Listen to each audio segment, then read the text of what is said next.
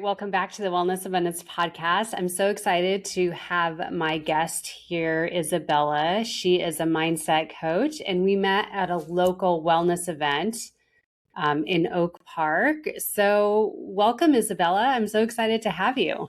Hello, thank you for having me. Yeah, it was so funny how we met. I'm just like anybody I meet at events, I'm like, please, let's be friends. And we have so many things that align. Yeah, totally. Yeah, I totally agree. Yeah, I'm really happy that you came over to the booth and that we had a chance to connect, and we've just kind of built this really, I feel like, really meaningful, like strong relationship so far in just the short time we've known each other. So Well, and I like staying connected because like you never know how it's going to help, and just knowing there's other people supporting you in the same community is awesome.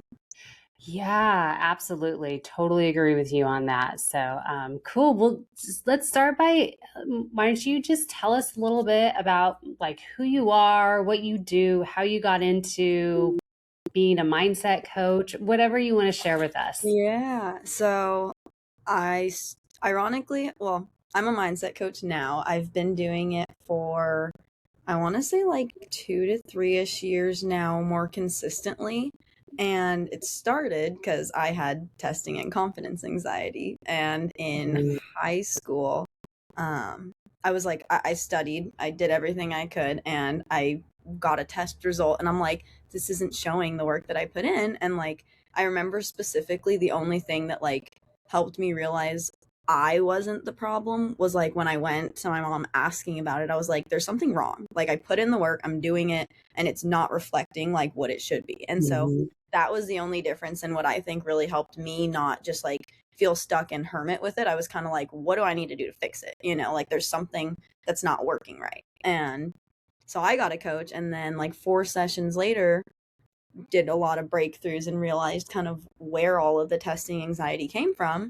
And since then, like I never looked back. I've just loved the ways that it's helped me and what I've been able to do. And so now I want to help others do that and hopefully help them realize like prior to the point of having to work through it, you know, like if you can learn the skills and the tools to be able to help yourself prior to dealing with the things that are going to upset you and that you have to work out of, that's kind of my goal. Yeah. That's great. So I can totally relate to the test anxiety. I have felt that too, and I myself have definitely kind of developed the mindset skills to overcome that insecurity. So back in my early 20s, I kind of fell into a career in insurance, and I was going to college full time, and right before I graduated, I wanted to get my insurance license, and it was not an easy feat. Like the property and casualty test, I had to take like 5 times. There's two. There's like just like the general policy stuff, and then there's the law stuff. And I had such a hard time passing the law portion. I mean, I had a hard time passing all of it, but I was like, what am I like just like you, like I'm studying, I'm doing the practice tests. I work in an office. I have mentors. I get like actual real life practice. And what is going on? What was it? Did you ever figure it out? I think it was just that when I was studying, I was like, okay, I got this. Like I can do this. And then I'd get into the test, and I just like my confidence would just take a nosedive. And like, did you ever feel like everything like in your brain just left, like it immediately ran away? Yes, exactly. That's a great way to describe it. Yeah. Well, and ironically, I think the only test I remember that wasn't like that was the very last one that I took for like my trainings and all my certificates and whatnot. And I remember I was studying the nights before, I was ready because it was like a presentation one, not necessarily memory, but like something off the bat, like you weren't exactly sure what it was in terms of presenting or like how you were handling it. And then like the written one. And so everybody like 5 minutes before class has their books out outside. And this is like, it's me, it's like other adults, and we're like getting our like coaching certificates. And so at the end of it, I'm like, okay, I shut the book. I'm like, you're either going to kill it or you're going to kill it. You did everything you can to study. You prepared as much as you can. And even for the presentation one, I realized like if I practiced a matter of 5 times, by the third one, I had it down perfectly within the time frame that I needed, that by the fourth and the fifth one, I was either too short or too over. I'm like, we need to stop. We're messing it up. Like, we had it, we're good. Mhm. And so it's just a matter of also like trusting yourself. Like, you are putting in the Mm. work, doing it. Just be like, you got it. You're doing good, or you're doing good and you're learning. So Yes. Okay, the one thing that you just said that really hit home with me, and I really try and emphasize with my clients, is you have to trust yourself. yeah. And that's one thing too that I struggled with, is I just didn't trust myself. Yeah, I but it's didn't like trust. knowing if it's the right Yeah. answer, if what you're doing is good, but it's like you Yeah. don't know unless you do it, and that's part of making your own path, like other Yeah. people aren't going to have the answer, they can guide you, but it's going to be you doing Hmm. it because you trust and believe in yourself. Or you're going to be, I don't want to say stuck in a life that you're comfortable with, but you're not going to push yourself to do as Right. much as you think you can. Yes, exactly. You're not gonna. I've always thought this and believed it, that we're all way more capable than we give ourselves credit for, and we Absolutely. just need to like learn how to trust in ourselves, and in the process that what we're doing will pay off eventually, and we just have to have patience and faith that everything you're doing right now is what you should be doing. So, No, I like that. Well, and it's yeah. so funny because like I don't know who I was just talking to, but one of the friends that like I was talking to was just saying how they're not even stuck, but like they've been doing a bunch of things to help make them feel better and whatnot. And I'm like, but do you believe that you can get better? Like, do you genuinely believe that Mhm. this is something that you can completely get rid of and you're not living with forever? And they kind of sat there. I'm like, that's where you need to like believe that it's not you. It's something you're dealing with and you can let go of it. And Yeah. that's the difference. Yes, exactly. Exactly. Mm. Cool. Well, I'm sure as we continue to continue our conversation, we'll dive into this a little bit more. But I want to learn, because your branding is NLP With Me, Neuro-Linguistic Programming. Yeah. Can you explain what that means and what it Yeah. is? So like a lot of people, especially when I was making it just sounded catchy and like kind of on tune. Mhm. And then I realized nobody knows what that means. So unless they feel like asking or they are in like the mindset realm of anything, they have no idea what I'm talking about. So neuro-linguistic programming, it's one of the, you can't see my certificates. It's one of the certificates that I have, and it stands, well, you know what it stands for, but the breakdown of it is like neuro, brain, Mhm. linguistic is like your language, so how you're talking to yourself, and then programming is basically the things that you say to yourself are kind of what you believe, and you need to be saying positive things in order to believe the things in whatever you want to be doing or where you're going. Like constantly, if you stub your toe and you're like, dang, I'm so dumb, like I can't believe I just did that, like I'm Mm. that hurts so bad. Or you stub your toe and it hurts because you just hit your body part, like your body is letting you know, like, hey, I'm attached to you, maybe you want to leave more space. So we Mm. choose to look at things negatively just because of how we've been programmed in the past by social media, by our parents, subconsciously not knowing. Like specifically, I remember, and this is the best way I can describe it a little too, is when I used to play soccer, my mom would always tell me when we were driving on the freeway, like, oh, that place doesn't look too safe. You might not want to stop there, like if you were by yourself. And so she was saying it out of like caution or just be careful. And I was young. And so I interpreted it as anywhere I go that I am unaware of or that I haven't been before is unsafe or is kind of scary. And so, ironically, now I travel in a van part time and go places that I don't know, but at the end of it, like I had to change. Prior to living in the van, I had to change my mindset about not everywhere I haven't been is scary. Like that was just something that I took differently than kind of how she was meaning it, and then ran with Mhm. it and made a belief. And that's kind of where we do that to ourselves and it doesn't help us. Right. Yeah. But go ahead. Yeah, I was just gonna say, I thank you for sharing that, because that I feel like a lot of people can relate to that, because there's a lot of messaging that we get from our parents Yeah, and the people within our like immediate circle of influence as we're growing up, absolutely. that that they don't most of the time the messages, they're not intended to, you know, put fear in us Right. or be negative. They're just the people that love us that are just, they just want to protect us and they want us to be safe. Yeah.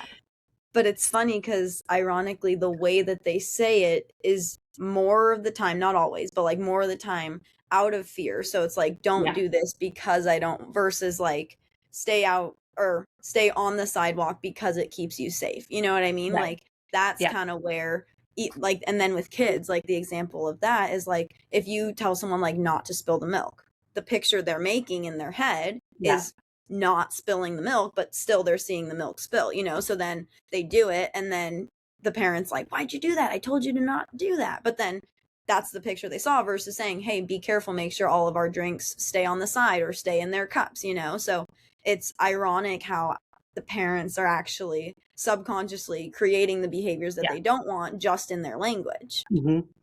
Yeah. Yeah. It's the same message they're trying to get across. It's just the way they're framing it. And that's one thing I've learned over the years is it's not really what the message you're trying to get across. It's how you're framing it. You know, it's like you can, yeah, like something like that, like don't spill the milk. It's like, okay, well, keep your milk, you know, keep your glass It's even on hard to think about what to in it, say yeah, different. on the table where it's going to stay there. Yeah. Or it's You like know, keep electronics away from, or like keep both of these on their respective plate, like whatever it is. It's just it's hard for us to do that too because we're so used to like focusing on what we don't want to happen and just saying that. yeah, Or exactly. there was a better one that I thought of, but the last one is, and that's why it's so important too, like with kids growing up, when parents give them, like, this is one I learned not when I was growing up but like in my trainings, is giving kids an option. Like it builds their Mm, confidence even if the answer is the same when they're too young to understand that the question ultimately leads to the same answer. Like if they're playing with their friends and you have to leave at 7:45, you can say we can leave in 15 minutes or a quarter to 8. So that's mhm. like you're giving them the choice to decide which one it is, even though ultimately you're getting what you want, you know? And then it Yes. still gives them the power of confidence and Yeah. whatnot. Yep. Yeah. Exactly. Yeah, I love that. Yeah, so tell us a little bit with the NLP, how, like, what would a session look like with So, a client if yeah. someone wanted to work with you? Well, and I like to say it's a mix of not one in particular because it could, Hmm. depending on Yeah. what like you're coming in with, it could be hypnotherapy, it could be life coaching, it could be NLP. And ironically, an NLP session would probably, between NLP and coaching, those would probably be the most, I don't want to say normal, but the one that you would think of when you think of just like therapy or just a coaching Hmm. session and whatnot. And because it's just conversation, you know, like I'm just Hmm. understanding the way you do things, what's going on, and versus, I don't want to say talking through or about the problem as much. You're working on solutions or you're Yeah. finding different alternatives or opportunities. Like I don't have the answers, but I'll do what I can to let you see different opportunities. And so that's kind of Hmm. where I always say, like, it's what I learned, but there's a little X in a box, and that's Hmm. you only focusing on what like you can see and what you're used to. And then there's a bunch of X's around, and those are the potential ideas that I'm just like opening the door to let you see, basically. Hmm. But yeah, it's always kind of, I like to say, just moving forward because you can, being aware of it is great. Being aware of the Yeah. things you want to work on or the ways things aren't working for you is awesome. However, it's the following step. It's doing something about it. Like if you're aware of it and you're doing Yeah. nothing, then good job. You're aware of it, and now what? How do you want to Yeah. do something to change it? Mhm. Yeah. Oh yeah, I that's basically the kind of the rough structure of my health coaching sessions too, and Yeah. personal training in a way to some extent. Because people like, oh, you know, in a health coaching session, they come to me and they're like, oh, well, my blood reports came back really bad. My doctor says I need to lose weight and I'm doing this, I'm doing that. And they go through the whole list of, I know I should eat better. I know I should move more. I know I should do this. It's like, great. So why aren't you? What's stopping So you? so how can you make that happen? Right. How can you, and I also find that people will just plan and plan and plan. Like, I'm going to do this and I'm going to do that. And I'm not going to buy dessert. I'm going to, or I'm only going to eat fruit for dessert. Okay, Mhm. great. How are you going to make this happen? How are you going to walk around the grocery store and make sure you don't grab that quart of ice cream Yeah. and put it in the cart? And Let's talk about how you're, like, the action steps you're going to take. So yeah. what you do is it's basically what I do, because I tell people this too, like, people know what to do with their health and their nutrition.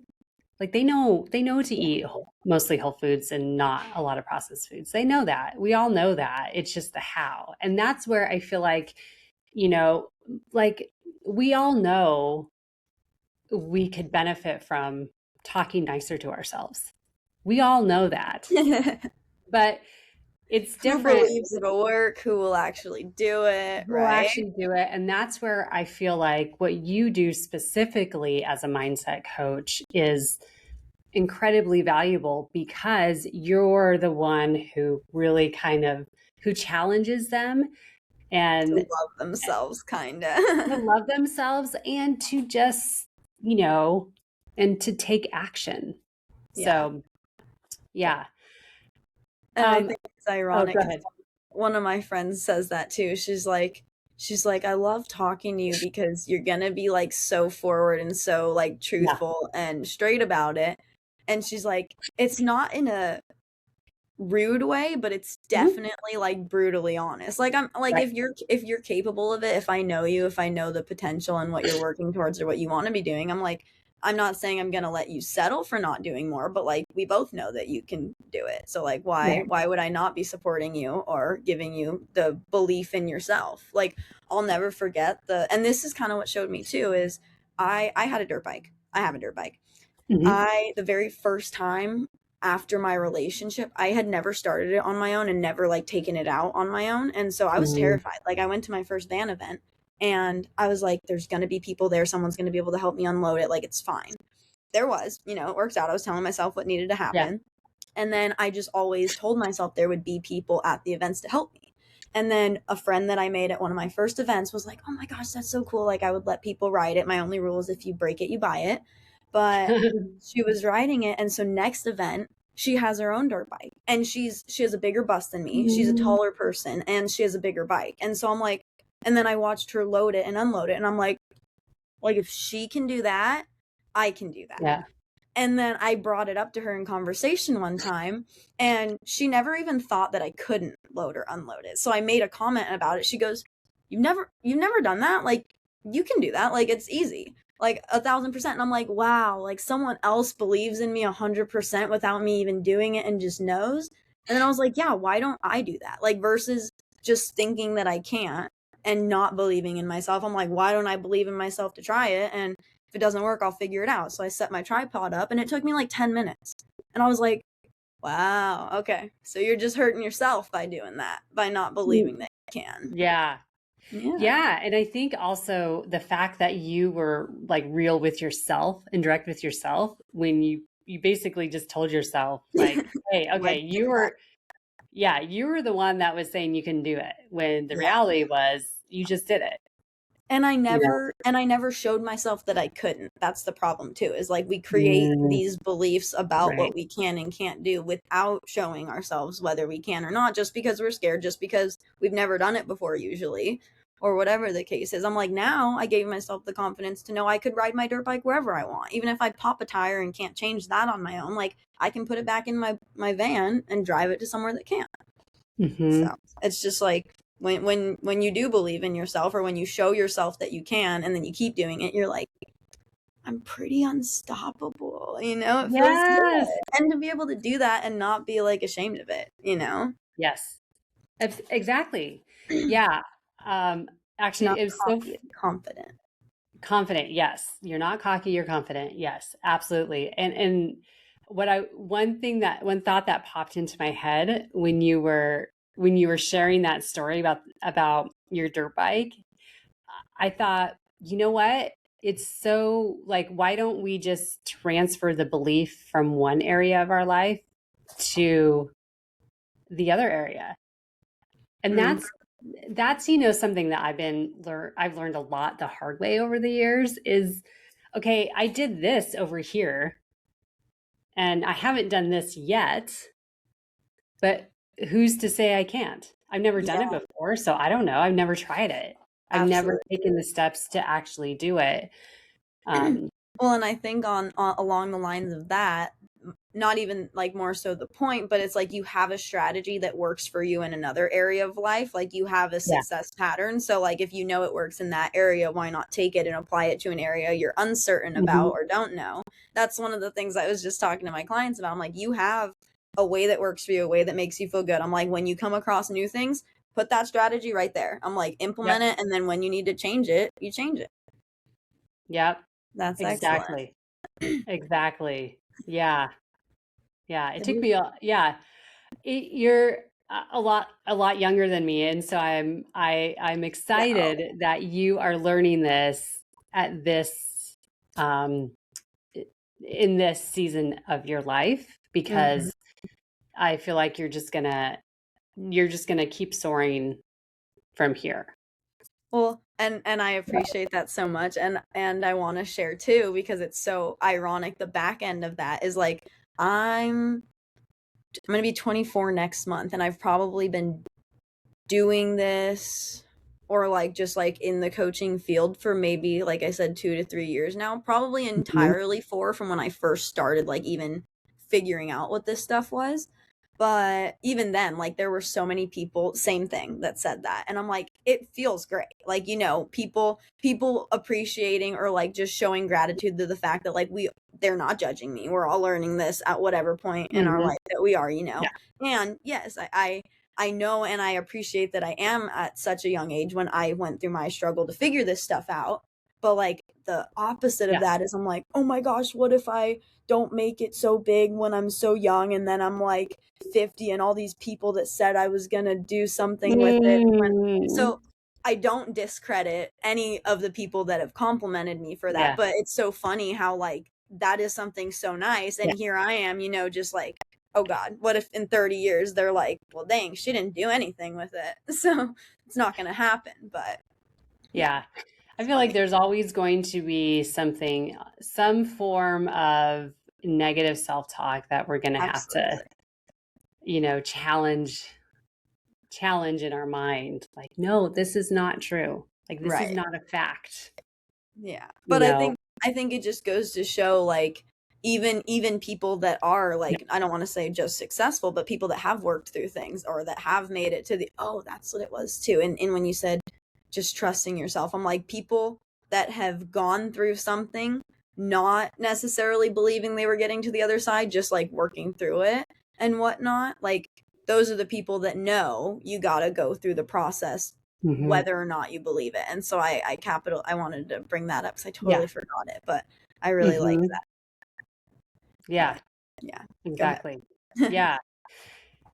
Yeah. I, I think, I think also that you're just never too old Absolutely. to, Change your mind. kind of change your mind, just flip the script in your mind. And it's, and it's probably a little bit more challenging for, older people. However, it can be done. What Um, makes you say that? What's the stigma in thinking that it is harder for older people? I mean, I'm not saying it's not. yeah. I just mean what things have you specifically seen that make it like difficult? Yeah. I feel like for me personally, the challenging part has been that I've just had that programming for so many years that it's just so instilled in me. And it's taken me a long time to reprogram my mindset. Yeah. So it could be different for other people who are like my age in their mid 40s, it could be different. Other people could be like, oh my gosh, this was so easy. Like, I can't believe I didn't know about this. I can't believe I didn't do this years ago. But I feel like it's just been so ingrained in me. And What um, what's been ingrained in you just specifically? just the beliefs that I can't do certain things. Like specifically for me, and I don't want this to turn into a coaching session as much as because this conversations about the work that you do Yeah, and you, but they're it seeing just what I do. They're seeing how it's just in conversation. that's true. I'm getting you Yeah, thinking. exactly. That's true. Yeah. I think that so specifically like entrepreneurship, you Yeah. know, and working for myself. Yeah. Because I was raised in an environment where you were encouraged to go get a job and you work for someone else and you don't start your own business. Like my Mhm. parents they have never said to me directly like discouraged me to do it. They've just instilled the belief in That they me think you should be that doing. that's the safer route to Right. go work for someone else. And so So that that's always, yeah, has so lived in that's my mind. that's what I believed for, over 4 decades, Right.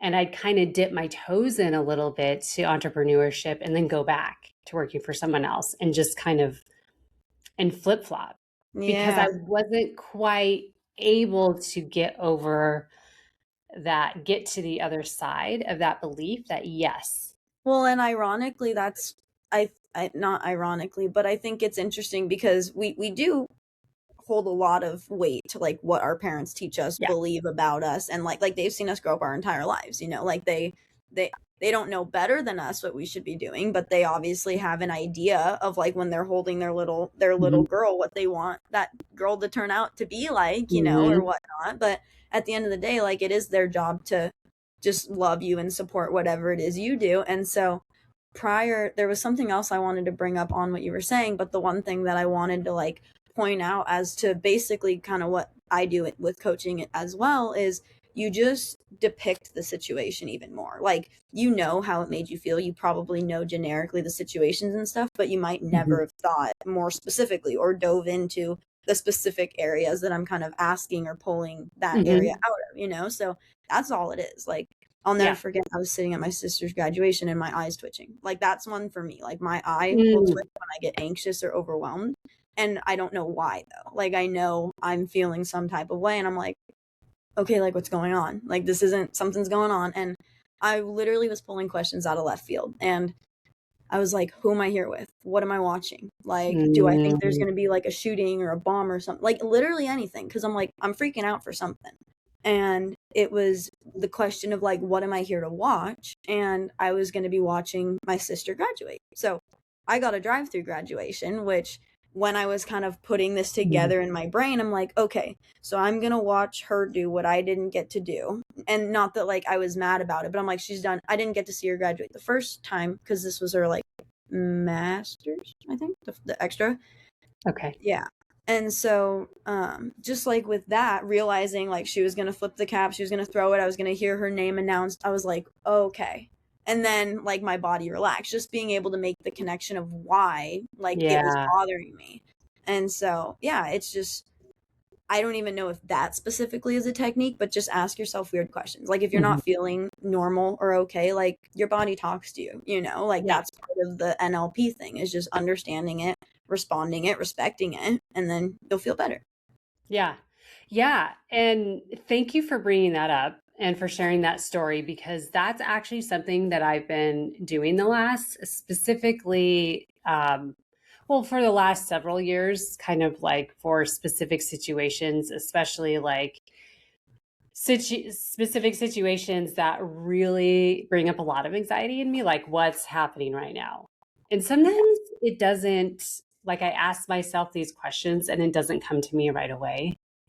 Sometimes it takes time, like Yeah. a couple weeks for me to realize, and then I'll tell my It'll just husband. like hit you somewhere. He'll just like click, be like, "Oh my gosh, I know why this situation caused me so much anxiety." Right. Like, it just, like, And it was like another past event or something mhm, that happened that you were yep, relating it to. exactly. I was making the connection between the 2, and then it was like, "Oh, okay, well, that's a relief," you know? Well, 'Cause and ironic go ahead, go ahead. no, no, no, you go ahead.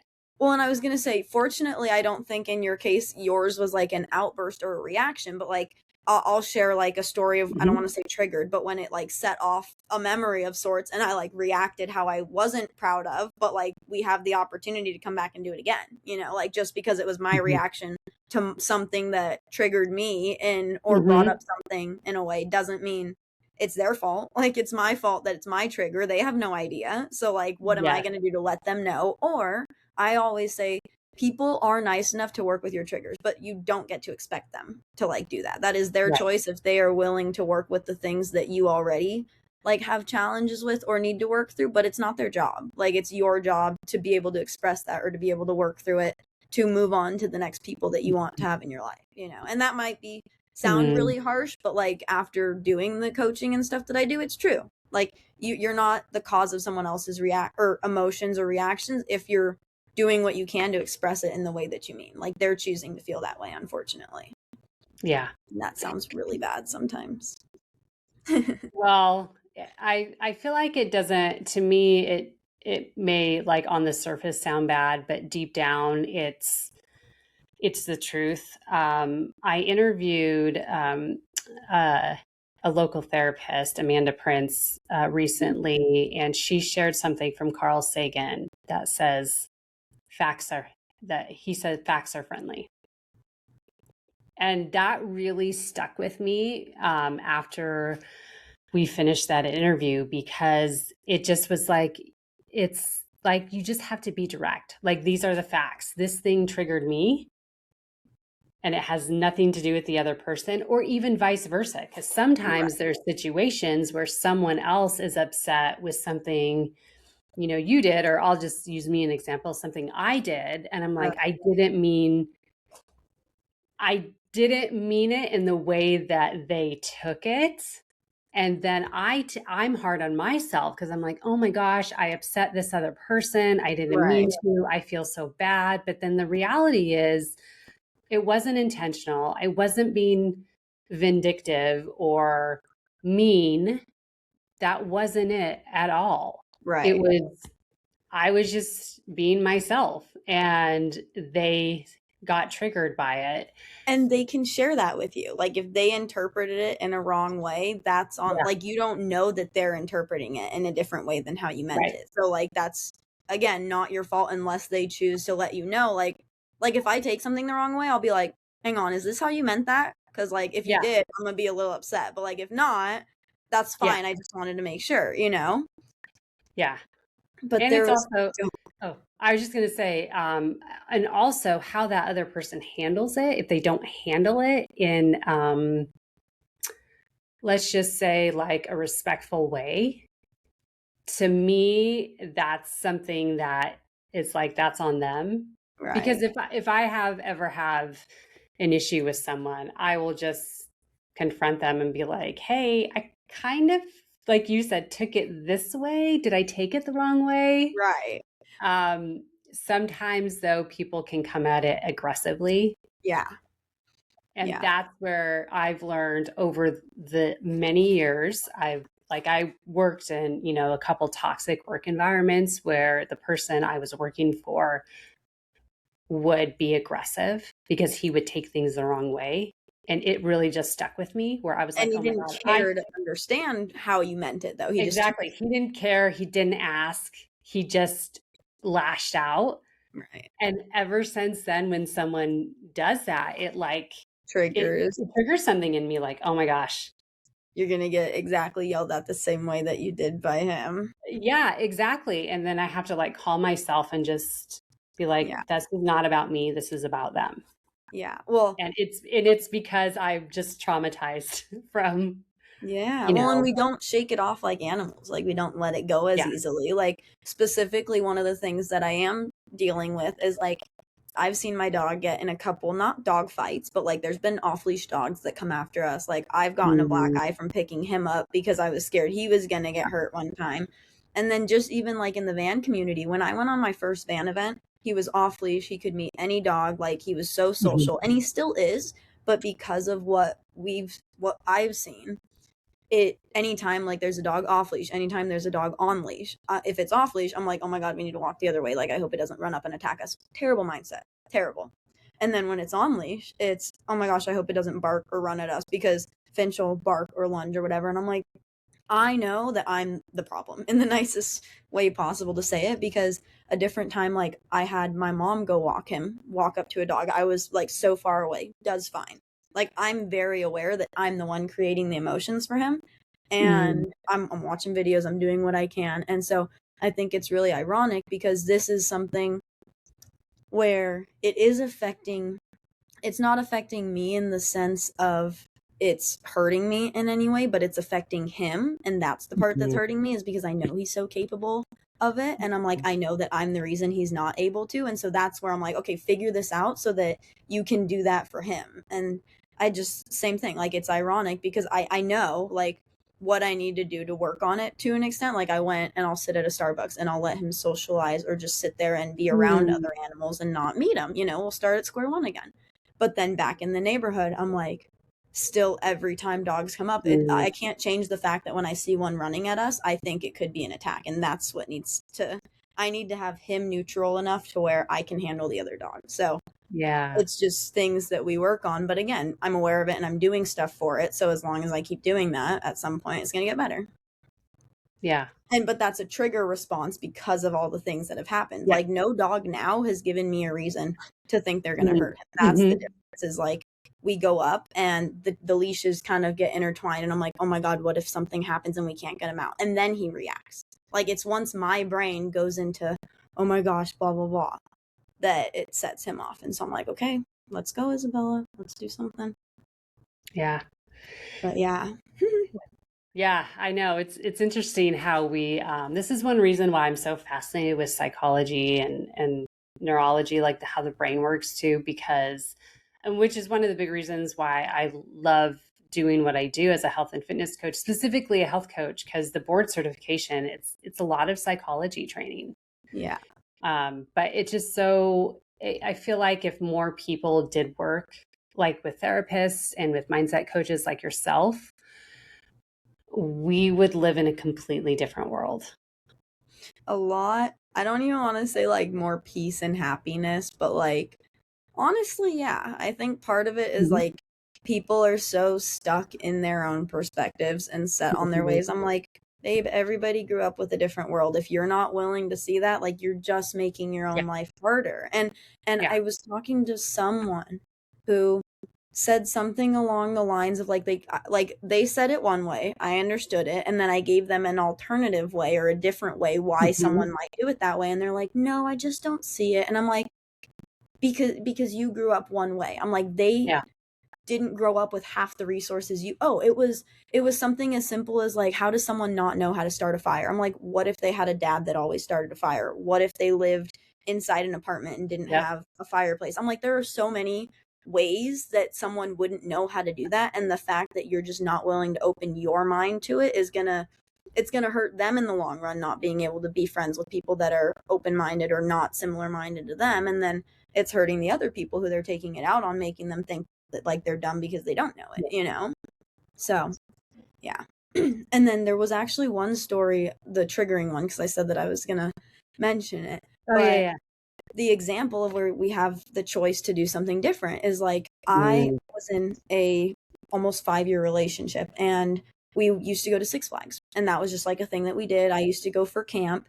We got out of the relationship, and then I don't know if it was like a year or two later, I met a friend at like a van event, and we were kind of getting along, and they mentioned, we were on the phone and they wanted to go to Six Flags. And like my immediate reaction was Mhm. like fortunately they couldn't see my face, because it would have been, they probably would have thought that I hated them or something. And like I didn't, it was nothing to them. It was just the second I heard that, all of Yeah. the thoughts from the past came up, and I'm like, that's going to be weird. Like either like I'm going to be crying, there's going to be emotions, like I don't know how I'm going to react. And so I don't know what exactly I said on the phone, but it wasn't immediately like something that would have given him a fair or answer with reason and whatnot. And it kind of like, whatever I said made him either think I didn't want to go with him or think I didn't like him. Like those were the two outcomes of whatever it was.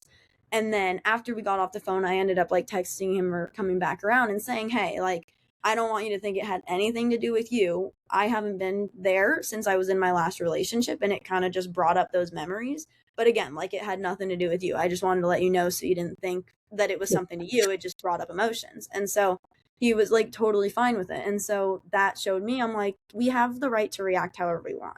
Like it's okay. We can't control it sometimes. You know, our body is going to react. We're going to have outbursts. We're going to have physical responses to things that affect us, you know, but you have the opportunity to always come around and explain what it meant or share with the other person, because that's it at the end of the day. It's just different perspectives. And how flexible are you? Because the most flexible person in the room is kind of the most successful.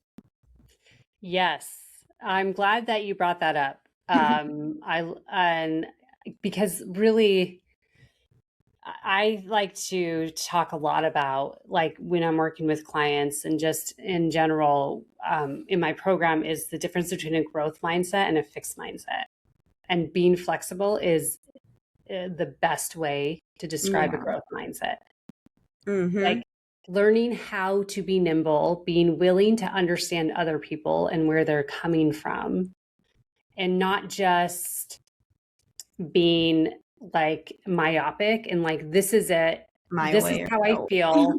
This is how I feel. And this is, I'm not going to listen to your side. It just makes their own life harder. Yeah, exactly. That's what I think too. And, you know, and again, I see this a lot when people will come to me or just strike up a conversation with me about their health and wellness habits, you know, and I do what you do is I challenge them. Well, what are you willing to do? You know, you can complain all you want. You can talk to someone if you want, but you got to do something about it. You have to actually, you know, do something about it. And people are on their own path and they go at their own pace. I have some people who, you know, will just do like the very first step, you know, for this group, because corporate wellness program I'm part of, I teach group fitness. Sometimes signing the liability waiver is the first step. And then months later, they'll start actually coming to the fitness classes. Right. You know, or, you know, one-on-one private clients who just schedule a session every other week or every 3 weeks, or, you know, I'm like, okay, this is, you're not going to get the best results. However, or are they willing to put in the work when you're not seeing each other? Exactly. And it's totally okay. You don't, you know, it's your choice. It's your financial and time investment in the program.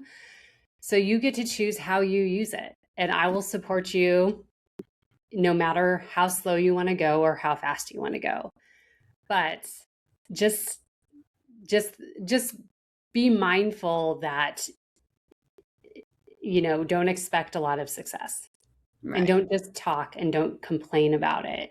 Expect as much success as the work that you're willing to put in. Yeah. Exactly. No, I like that. Well, and that's exactly like when I started this coaching and hypnotherapy, even just like regular therapy, it wasn't something people were proud about going around and saying. Like, I don't even want to say it was, I mean, at one point it was frowned upon probably, but like, it definitely wasn't like when I had a coach, I wasn't running around being like, oh my gosh, hey guys, I have a hypnotherapist. Like, you guys should try her. She's really helping me, you know? That's like, I don't want to say embarrassing, but when I was younger, I didn't want to do that. I didn't want people knowing. And so even now, like one of the last calls I had with a client, just seeing how different they feel about themselves, and just like when they come to the call and whatnot, like it's not, okay, hey, like I'm ready, let's figure out like what we can kind of like help. Like they want to be there and they know what's bothering them, they just don't know how to do it. And that's actually what I would say is like my ideal client is like someone who knows that they want change, is ready to do it, and is just like, I don't know how to do it. like I'm ready. Just help, like, Yeah. just let me see some of the tools and resources, because I'm like, I can do something with that. It can definitely give you a Yes. resource, or show you, or let you think of something differently, and Yeah. it'll be soaring. Yeah, I'm the same way where if someone comes to me and they're like, I really, really want to make changes with my health, with my lifestyle habits, I just don't know what to do. Yeah. And I'm they're like, ready. I get that. I totally get it. That's why you pay me. That's why you've hired me, Mm-hmm. Well, to and it's be, just yeah. go No, go ahead. Well, and it's just someone that's exactly how I think of it. And especially with what I do and the age that I'm at. I'm like, one of the things that I used to like convince myself too was that I wasn't old enough to like help people that were older than me Mm, or whatnot, because I'm like, what do they see? How do they see themselves like benefiting from me or whatnot if I haven't lived all these years or all these different stories and whatnot? But like at the end of the day, you specialize in health and fitness and nutrition. I specialize in mindset, working through mhm, things and feeling better. Like someone else specializes in being a lawyer, yeah, delivering babies and being a nurse, like whatever the case is, like we spent more time learning about what we like so that we can help others with yeah, that. It's not a matter of I'm the only one that knows this. It's just a matter of you've met someone who knows different skills than you, or in the same like realm, like we both mhm, still make people feel better ultimately. It's yeah, just you do it through food, mind, fitness. I do it through like confidence, overwhelm, and other things, not yeah, making them overwhelmed, working through the overwhelm. yeah, exactly. Yeah, I get it. But yeah. Yeah, I can. Yeah, so I know you just mentioned that you sometimes you probably are. I don't know if it was clear that you've kind of overcome this, but the fact that you're so young and Yeah. you're like, how am I going to help people? Or who am I to help people, or why would they hire me because I'm so Yeah. young? I sometimes feel like that when someone comes to me and is like, "Well, I had this surgery or I have this medical issue I'm dealing with." And sometimes I'm like in my head I'm thinking, "I know very little about this medical condition. I don't think I don't have the confidence to help them." And then I have to remind myself that I do have qualifications in certain area and I have the ability to do research Yeah. And you can and ask too. learn and just ask them Yeah. questions like Like what's they your know what they can do. yeah, like what's been recommended by a licensed doctor or a physical Like what's therapist. completely off limits. Yeah, what's completely off limits, which I would do anyway. So Yeah. I have um a fairly new client that just enrolled about 3 weeks ago, and same thing, like all these health issues that I make it sound like this person has like a ton of health issues, which is not true. But the the handful of health issues that this person has, I'm like, I have no experience working with someone with any of this. Right. Well, I have some, not like with clients, but I know some. I am aware of it, but I Yeah. just don't have like a deep understanding like I do when a midlife woman comes to me and says, Right. I want to get stronger. I want to update my eating style, but my hormones are all out of whack because I'm going through perimenopause. That I know. And so That's that's where you just take your strategy and move, exactly.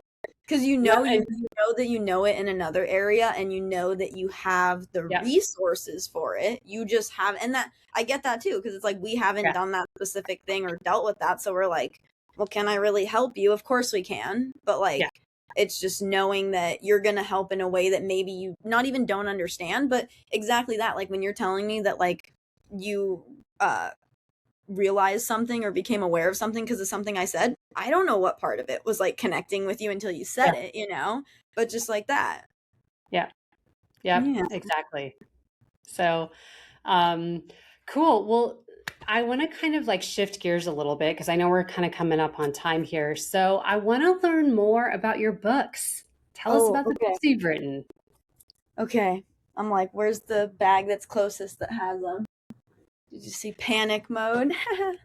So, yeah, a little bit about that is, given everything you've kind of heard about me, I like talking sometimes. I'm not necessarily the most social person with strangers, which anybody that has met me in the van community would lie and say that I'm great with them because they don't know me as a shy person from prior. Mhm. But people that don't like talking to people, I wrote books because I personally love talking to a stranger that doesn't know anything about my life except what I share with them. That makes me feel Mm, good. And they can't, I don't want to say compare things about my life, but they can't bring in other things to be like, well, isn't this a fact? I'm like, that's not what we're talking about. Like, this is what I want help with. So mhm. personally, like talking to a stranger. If you don't, I wrote books that have like exercise prompts in them so that you can talk to yourself basically. And this is the only one that isn't like that. Let's see if I do it this way. There we go.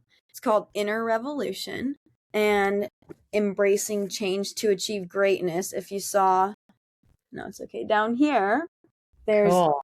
20 authors because this one actually is a compilation of anybody that has worked with NLP, used hypnotherapy coaching in Mm, their life, and mhm. how they've made it better. And actually, it's like the first couple steps of me into the van community. And it's Ah, ironic because I crawl into the back of my van the second I get there and I go, we either go out there super shy, don't know anybody, don't make any friends, and that's how we act here, or we act like we know everybody, we take a marker, go ask to write their Instagrams on their rigs, and just like act like we're friends with everybody.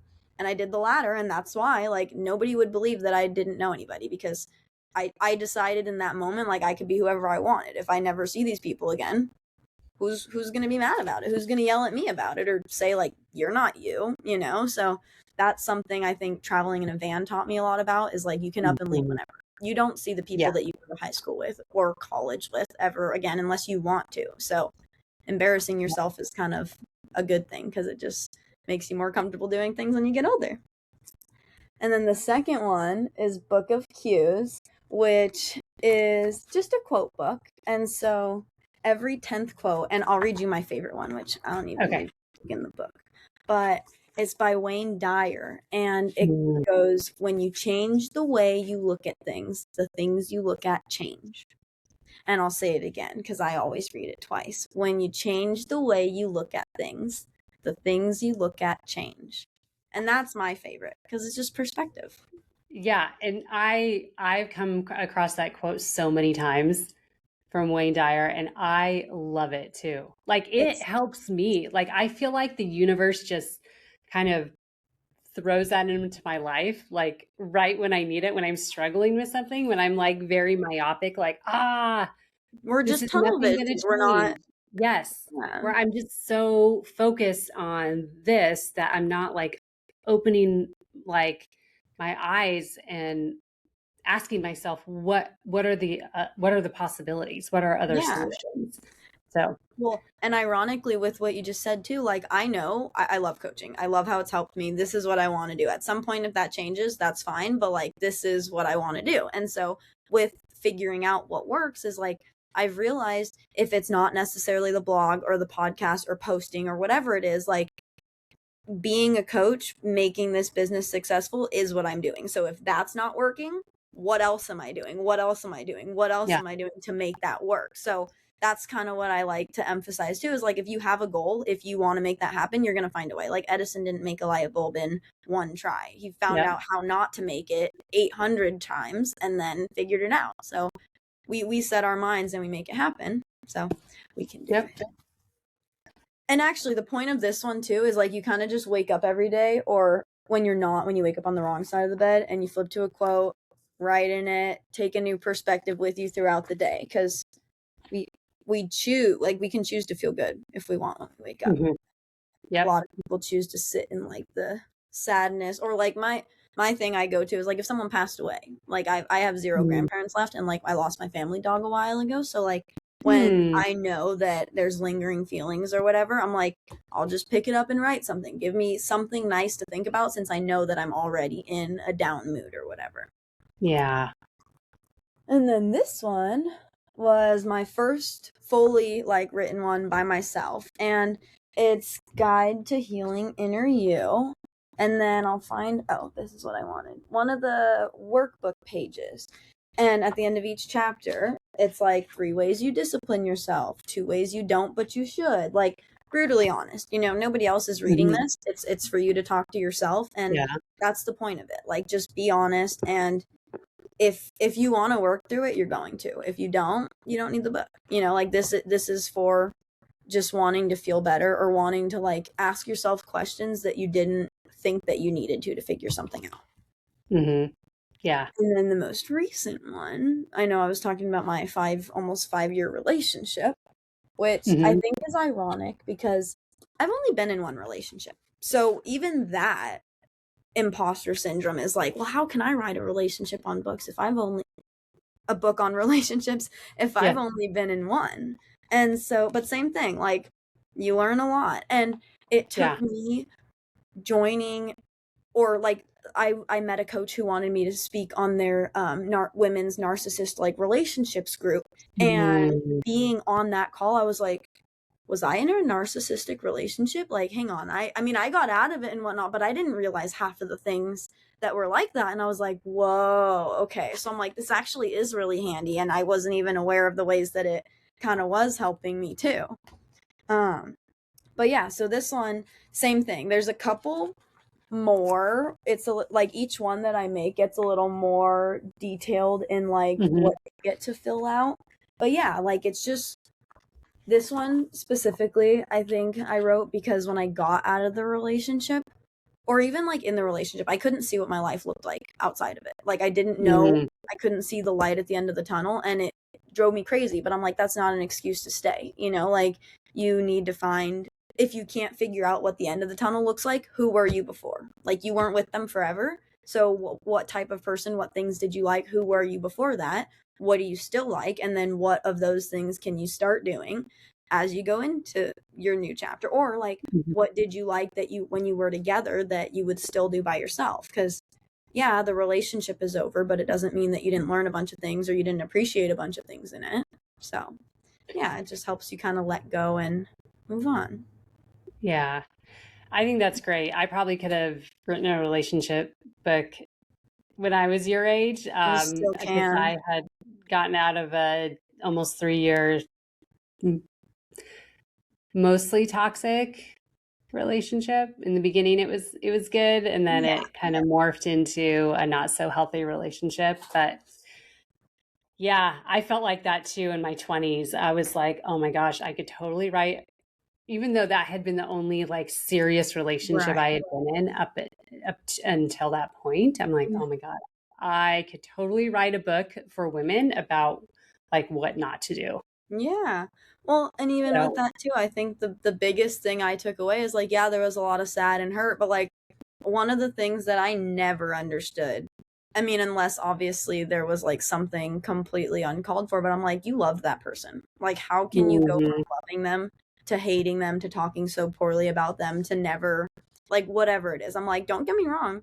I don't agree with a lot of the things that he did, but like, there's still, I still have love for him. Like, I'm still gonna always have love for the fact that that was my first relationship and the good things that happened. And like, wouldn't be riding a dirt bike, wouldn't have converted a van. Like there are so many things I do in my life because of the fact that I met him, and so I wouldn't take that back. You know, it is part of what made me me. And I think finding the positiveness in that versus hating it so much, or like thinking I wasted so much time mhm, and whatnot, makes my life so much more fulfilled. Like even when I fix the van now, like I would have never thought to go to a junkyard for a part until I met him. And now I'm like, mhm. thanks, man. Like I'm keeping that Yeah, still. So it is what it yeah, is, but you become stronger, and everything you go through, it can, just like when you see on like on Instagram the wolf with all the arrows in it. I'm like, the wolf didn't like avoid what was happening, it just got stronger. It built up more skin to be able to keep walking through what's going on. yeah, yep. Yes, once you find a way to like get out of a not so healthy relationship and be on your own and take those skills, like you said, from that relationship, the good things, and Right. then apply them to your life, and then just remind yourself that you can do this alone. Like Yeah, you could do this on your own and you're going to be okay. And you're probably going to be even better off. absolutely. Maybe it may not feel like that in like immediately after the relationship ends, but in the long run, oh my gosh, it makes such a world of difference. And you're just yeah, you're just that much stronger. Yeah. Well, and I just tell myself, I just think about all the things that I wouldn't have done if I did stay in the relationship now. Mm, But yeah, yeah. it's definitely, Yeah. it's worth it. You enjoy Yeah. your life, you make the most of it. Yep. And I always like too, this is another thing I took away from him too, is like at the end of the day, yes, we like friends, yes, we like family, but like you're the one that's going to get you out of it. You're the one that's going to save yourself. Yeah. You're the one that's going to pick you up day after day. And yes, you can count on other people and have friends, but like you're the one that has your back. And so like I've always just Mhm. held that with me. And I'm like, you're right. Like if I want to suffer, if I want to be sad, I'm going to be sad. If I want to be happy, if I want to feel good, if I want to do things that make me feel happy, I'm going to do that. Yep. So, Yep. Exactly. You can only rely on yourself 100% of the time. Not that there's not, right. not that there's not, I mean, I feel like I could rely on my husband and, Absolutely. my family members, but But like if you truly were hitting rock bottom and didn't want to do anything better for yourself, he couldn't make you change your mind. It had to be right. because you want to. Exactly. It has to be my choice. Yeah. Yeah. So, Well, I'm glad we're on the same page. yeah, absolutely. Yeah. I mean, it took me a long time to learn this. But So we I feel like did. I've learned a lot of life lessons the hard way, which I am now beginning to see that as a good thing. Before I Yeah. used to kind of beat myself up a little bit with like, oh, it's taken me so long. Why am I so far behind? Why am I now just getting this? But then it's like, Right. well, I have it now. I've got it now. I understood it. I understand it now. So Yeah. that's the Well, important part. I think that's the beautiful thing too, is like you may not know where it's going or get to decide it all, but at the end of the day, like if it's what's making you happy, if it's what you want to do, you're gonna figure it out. Yep. And you figured it Exactly. out. Exactly. Yep. So tell us where people can find you. Okay, I wrote some of them down just because even when I look it up on Spotify, like my podcast, it's same thing, NLP with me. But if that doesn't come up as easily, I just type like my name. It's Bella, but then there's two letters in each one. So BBE, except the E, LLAA underscore 34. Not that that's relevant, but you'll hear the podcast at some point. And then the website where you can just find anything in general is nlpwithme.us. So the free sources, so not only the books that are on there, but there's, I like to call them free sources, whether it's the box breathing, whether it's a solution, problem, challenge, like turning things around, or setting a goal, like just little things that help you calm down, take overwhelm and stress into the back seat, anything like that. And then actually there's a self-love calendar, which my most recent client sent me a picture on her desk. I'm like, oh my God, stop. That's so cute. Aw. But yeah, there's free sources that you can use, print out, use whenever you need. And then the books, the different sessions and whatnot of what we offer. And just like the podcast, there's a blog, and there's going to be a community. So there's plenty of people that are here for you and that want you to just be your best self. And if there's anything we can do to help, let us know. Cool. Awesome. Well, I'll put all that in the show notes, the direct links, so everyone can find you. So, all right, Isabella, this was such a great conversation. Thank you so much for joining me. Thank you for having me. I don't know why. I mean, obviously, every time we connect, it feels like we get closer, but this one felt really good. Yeah. Yeah, totally. And I'd love to have you on again. I'd like to maybe the next episode we could talk all about hypnotherapy because we didn't really get into that much, Absolutely. but I'd like to learn more about how you work with people in that aspect as well. Yeah. And actually, I think it'd be not even funny, but it'd be kind of cool if there was a way, depending on not like a raffle or anything, but like there was a like a 5-minute guided meditation or something they could have access to at a different one or some point. If they Yeah. like reach out or something. Yeah, that'd be great. I'd love that. Awesome. Well, thank you so much for All right. having me. Thank you, Isabella, and we'll catch up with you soon. Yeah. Bye.